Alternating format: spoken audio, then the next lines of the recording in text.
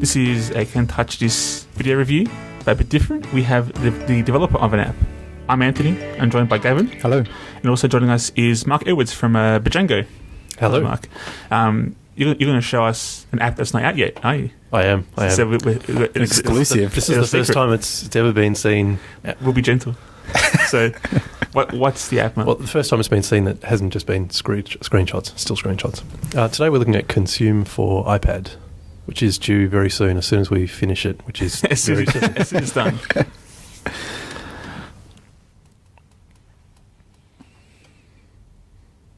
So what does Consume do for those that don't?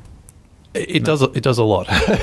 it monitors your mobile phone data usage or your iPad data usage, or does package tracking.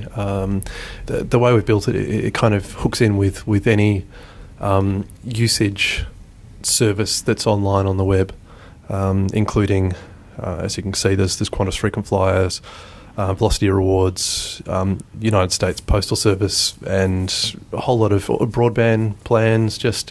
So that's done by scraping the website, because a lot of them don't actually have like a little service to connect into, do they? Do you even have to? Yeah, it's a combination. There's the ones wherever we can, we definitely use an API, or a lot of the broadband providers have XML, Okay. which is just it's a very simple request, and you end up getting back the bits of information you need, Which is great for what you need it for. Absolutely, and it's a lot quicker too. There's one thing you'll notice: the ones that screen scrape take a little bit longer because they have to load a full web page before they can, and sometimes a couple of web pages before they can get the information needed.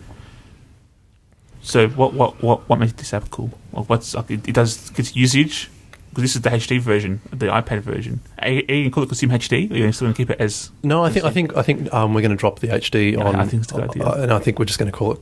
Consume. Everything now is just going to be Consume for iPad or Consume for iPhone or whatever. Cool.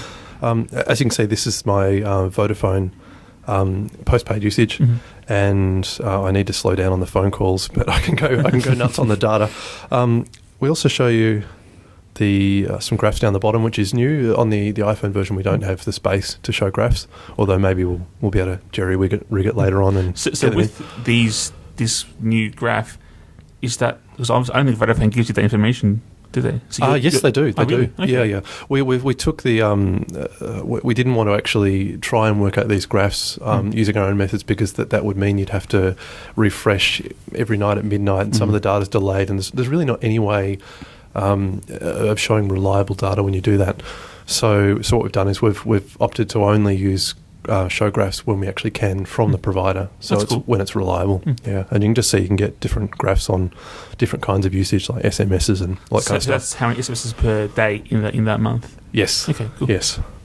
And as you can see, we've got a whole lot of different providers. This is Telstra postpaid and TPG broadband. Again, you get a whole lot of different graphs for depending on what you're trying to do. That's an example of package tracking and Velocity Rewards, and it gives you a bit of a history there as well. It's telling you some other information that's on the website. And Qantas frequent flyer, and what we can do now, if you add in different accounts. So you actually not support just Australia. You've gone pretty much almost every country that you've got support for. There's a lot of countries in there. Yes, yeah. There's I think I can't remember exactly how many we have now, but there's well over 100 providers all around the world. So the way the recipe system works, that's for the providers. Each provider is a recipe. It's all server based, so it means we can add new ones and fix issues from our end. Yeah, because otherwise you have to send it to Apple, and Apple will take the usual couple of days or longer to submit it, and there's a new version. You have to update it. And it would have been a real drama if that was the way we had to work. So what I can do here, if you can see it, is you